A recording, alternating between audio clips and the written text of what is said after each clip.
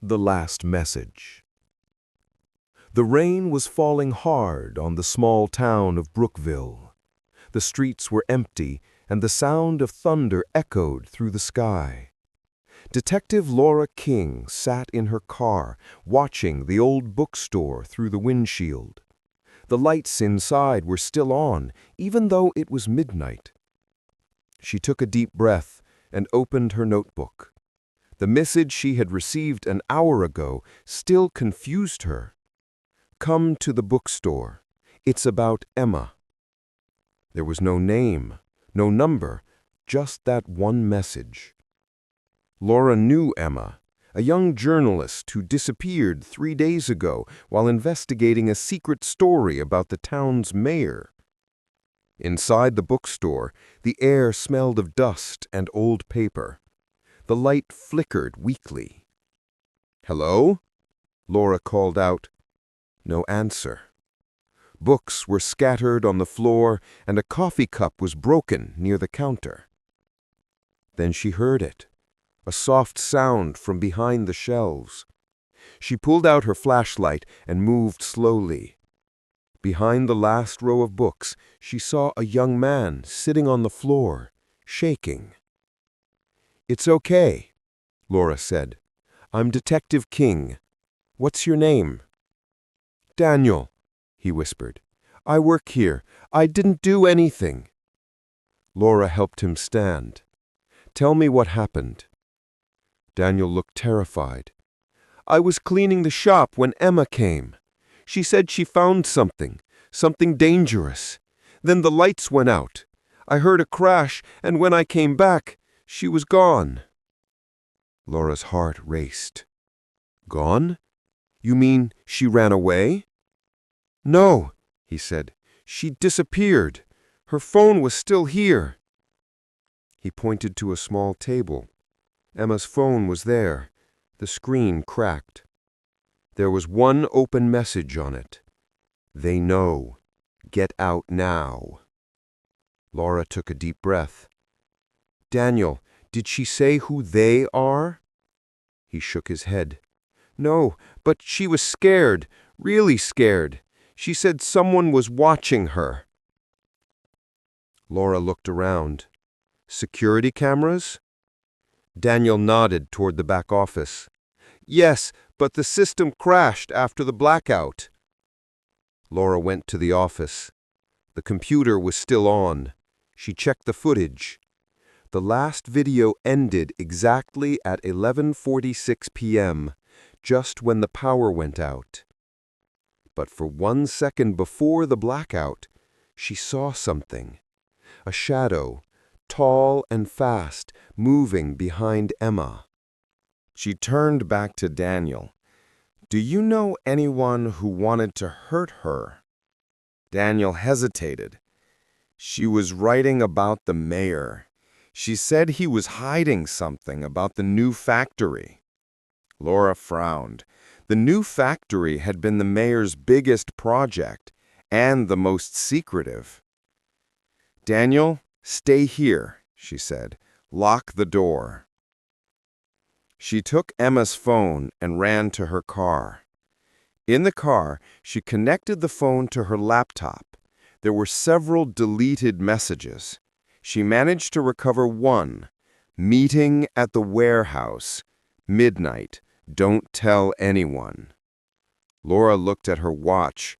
It was 12:10 a.m. The warehouse was only 10 minutes away. She started the engine and drove through the storm. The rain hit the windshield like bullets. Her mind was racing. If Emma was still alive, she might be at the warehouse. When Laura arrived, the place was dark and silent. The metal door was half open. She stepped inside, holding her flashlight. There were boxes everywhere, and the sound of dripping water echoed in the empty hall. "Emma?" she called. No answer. She moved deeper inside. Then she saw something. A shoe lying on the ground. It was Emma's. Suddenly, someone grabbed her from behind. Laura twisted and pushed back. Her flashlight hit the man's face. It was Officer Dean, her partner. "Dean, what are you doing here?" "I could ask you the same." "I got a call from the chief, said you were missing." Laura frowned. "Missing? I've been investigating Emma's case. What's going on?" Dean sighed.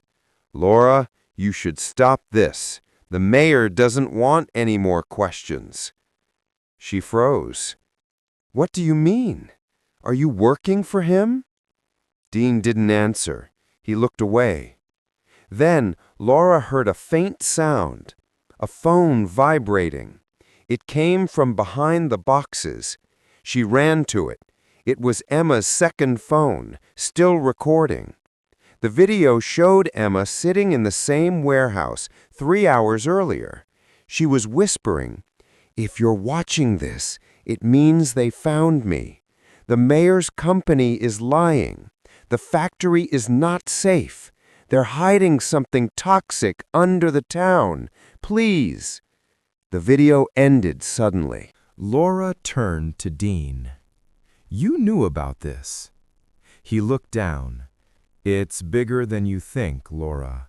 They said they'd hurt my family if I spoke." Laura's heart ached. "We can fix this, Dean, but you have to help me now." He nodded slowly. "Okay, the files are in the office at City Hall. Emma copied them to a flash drive before she disappeared." They left the warehouse together. The rain had stopped, but the air was heavy with fear.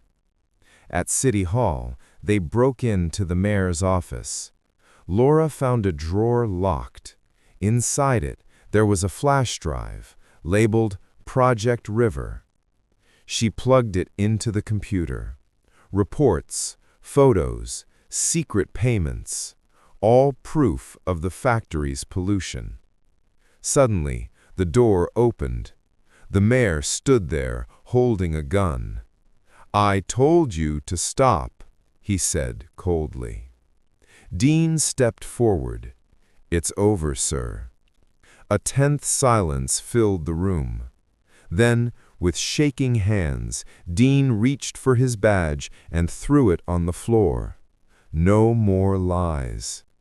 The mayor's hand trembled. For a second, it looked like he might shoot, but then sirens filled the air. The police had arrived, called by Laura's emergency signal. Hours later, Emma was found in an abandoned room near the factory, weak but alive.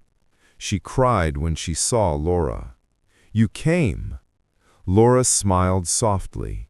"You sent the message, didn't you?" Emma nodded. "Yes, I knew you'd find me." The next morning, the sun rose over Brookville. The factory was shut down and the mayor was under arrest. Laura stood by the river, watching the calm water. Daniel brought her a cup of coffee. "You look tired," he said.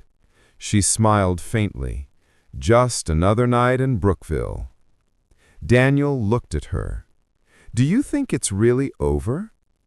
Laura glanced at the horizon. "With people like the mayor, it's never really over, but at least today we stopped one of them." The wind carried her words across the water, soft, steady, and full of quiet strength.